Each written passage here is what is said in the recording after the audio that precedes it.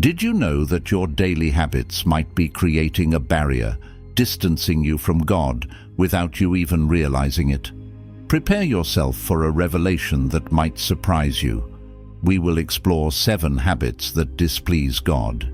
Many of us practice these habits daily without even knowing it.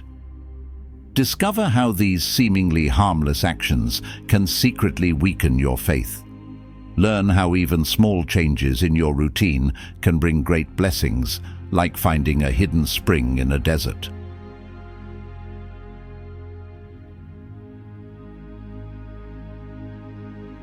And beside this, giving all diligence, add to your faith virtue, and to virtue knowledge, and to knowledge temperance, and to temperance patience, and to patience godliness, and to godliness brotherly kindness, and to brotherly kindness charity. Faith isn't merely believing in certain facts. It must blossom into loving actions, nurturing growth in character, and fostering moral discipline. Otherwise, it fades away like a forgotten song in the wind. Peter speaks of the fruits of true faith: a deeper knowledge of God, the strength to persevere through trials, the will to follow God's path, and the ability to genuinely love others. These virtues do not sprout on their own. They demand dedication and discipline, like a gardener tending to a delicate flower. It is not a matter of choice among them. We must embrace all or none. Each act of love, each step in faith, each moment of perseverance is a testament to the living faith within us.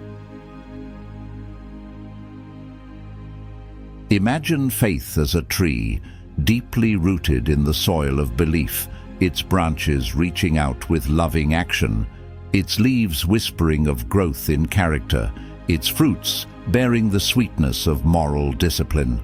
Without care, the tree withers, its leaves fall, and its fruit spoils. But with commitment and nurturing, it thrives, a testament to the divine within us. So, let us embrace the fullness of faith, letting it transform us completely. Let us know God more intimately, endure trials with grace, walk steadfastly in His will, and love others with a pure heart. For in this all-encompassing embrace, faith truly lives and breathes.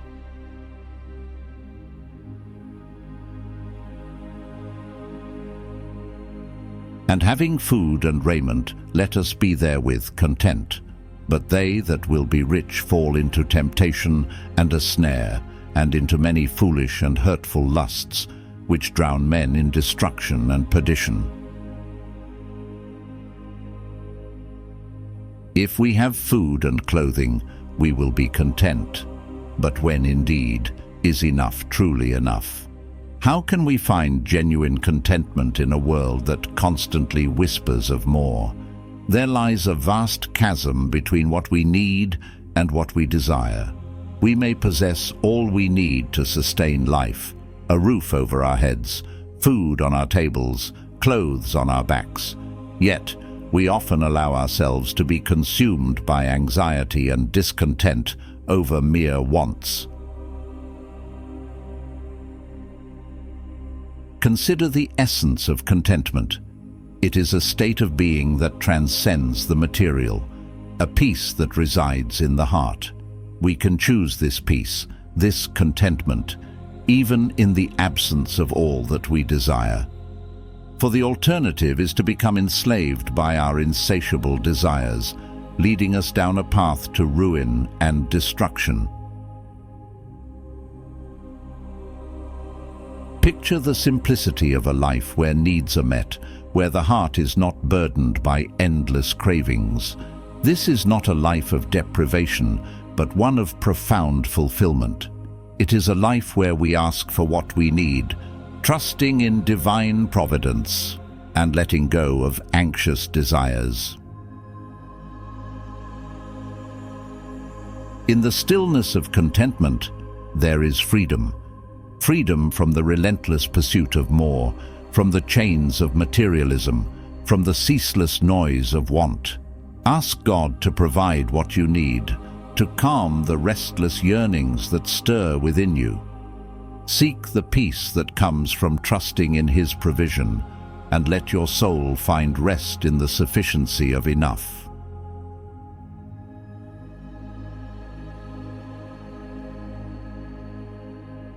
This is my commandment, that ye love one another, as I have loved you. Greater love hath no man than this, that a man lay down his life for his friends. Ye are my friends, if ye do whatsoever I command you. Henceforth I call you not servants, for the servant knoweth not what his Lord doeth. But I have called you friends, for all things that I have heard of my Father I have made known unto you. When we choose shallow relationships over meaningful ones, we not only disobey Christ's command, but miss out on the deep love He exemplified. Imagine a tree with shallow roots. It may look strong, but lacks the foundation to withstand storms. This can lead to loneliness and isolation, blocking us from the true fellowship God wants with us. We are called to love one another as Jesus loved us, a love so profound that He gave His very life for us.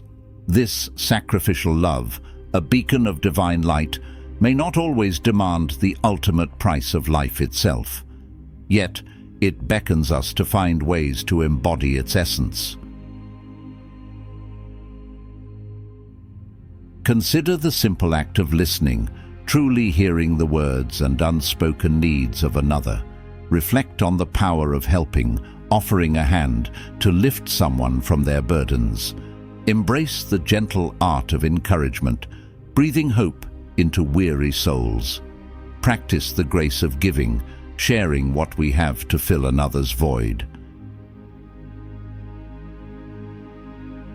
Think deeply, for there is always someone in need of such love today. Seek them out with your heart wide open. Pour forth your love like an unending stream, for in these small, profound acts we echo the boundless love of Jesus. Let us be vessels of His love, spreading it generously, endlessly, beautifully.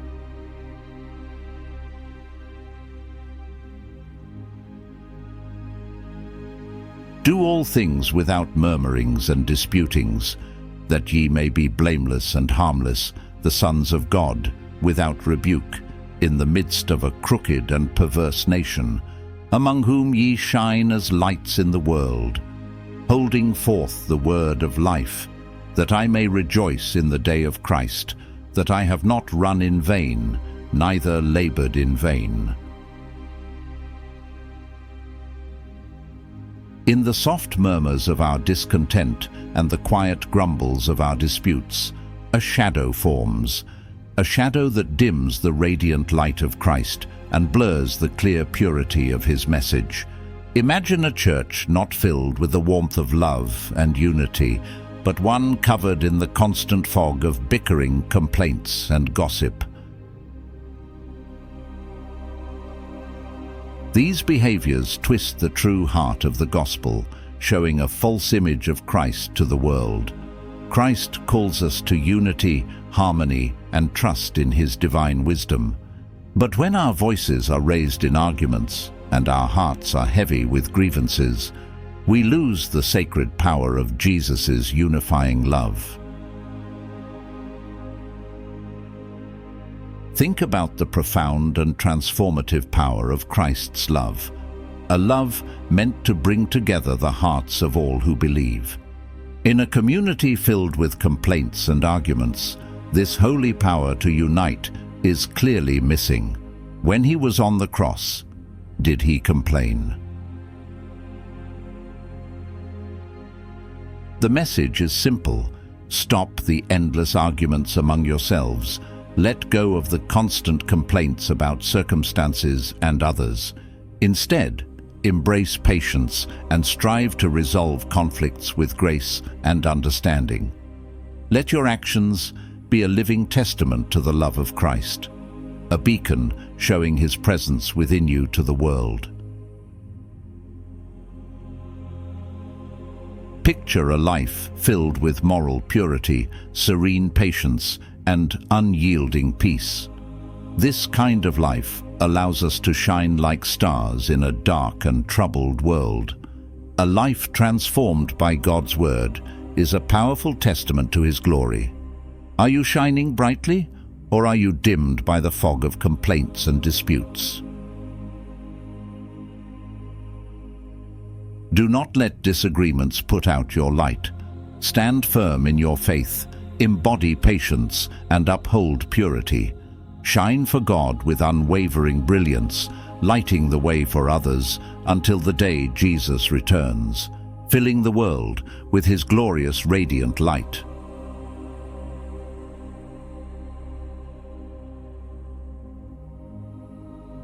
See then that ye walk circumspectly, not as fools, but as wise, redeeming the time, because the days are evil.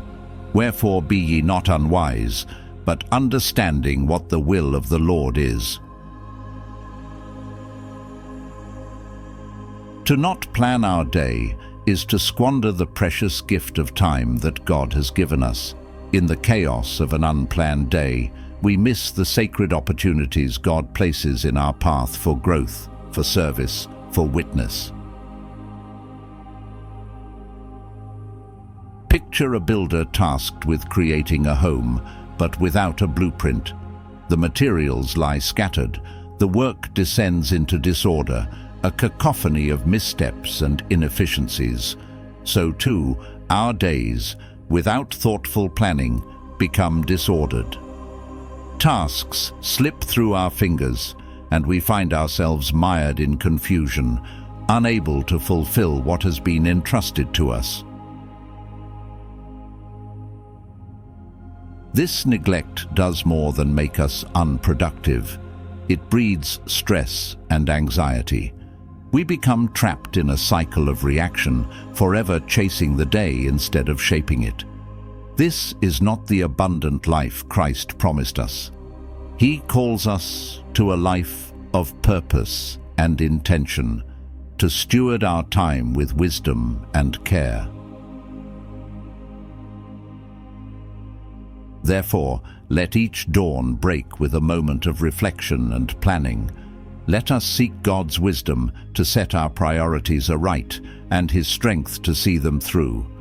Let our planning be a test of faith, a testament to our obedience, a hymn to the divine call to live wisely and intentionally.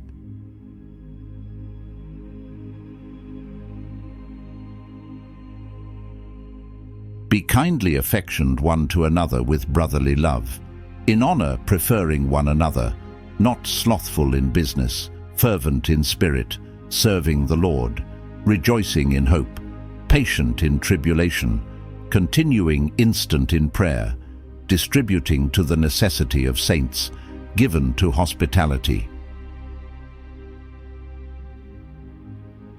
Hospitality differs greatly from mere social entertaining. Entertaining is centered around the host. The home must be immaculate, every corner scrubbed to perfection, every room in pristine order. The food must be exquisite, a feast for the senses, abundant and meticulously prepared. The host must embody ease and grace, a paragon of relaxation and good humor.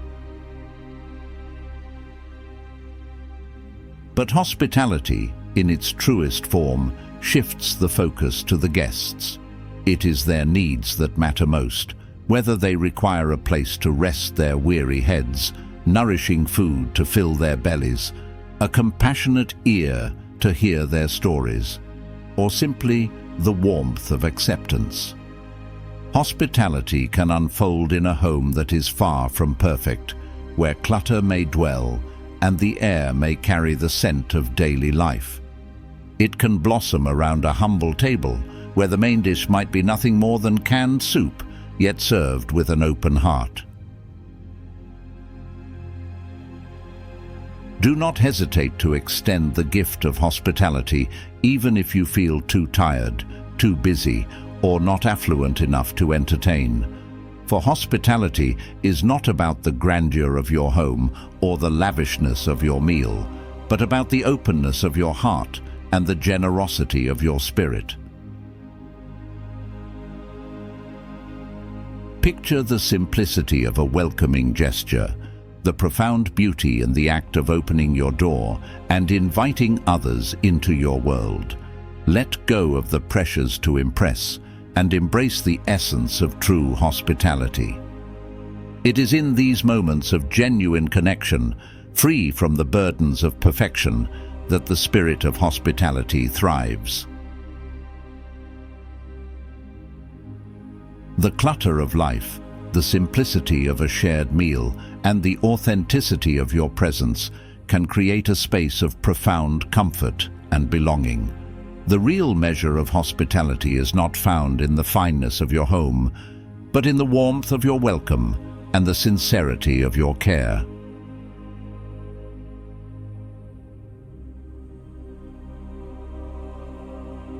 O give thanks unto the Lord, for he is good, for his mercy endureth forever.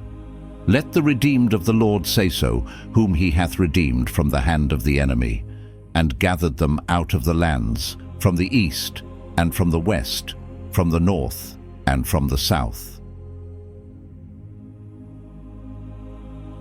As the first rays of the sun slip through the window, a golden light spreads, promising and serene. This peaceful scene finds you at the edge of your bed, thoughts still tangled in the soft remnants of sleep. Here, at this tender moment, a choice awaits: to pause and give thanks, or to plunge straight into the day's demands. This psalm is not just a gentle suggestion, it is a profound call to acknowledge the endless goodness of God woven into our daily lives. To neglect this moment of gratitude is more than just skipping a healthy practice. It is failing to recognize the one who is the wellspring of all goodness and mercy. Imagine the difference it makes when you begin your day with gratitude. It's like lighting a fire within, warming you from the inside out. This simple act can elevate your emotional well-being, activating the parts of the brain associated with pleasure and reward. It's akin to feeling a comforting warmth spreading through you on a cold day, a gentle reminder of the blessings that each new dawn brings. So, as the new day unfolds, make the conscious choice to embrace it with an open and grateful heart. Let the first light of morning be a cue to recognize and celebrate the incessant goodness of God in your life, setting a tone of gratitude that can transform your entire day.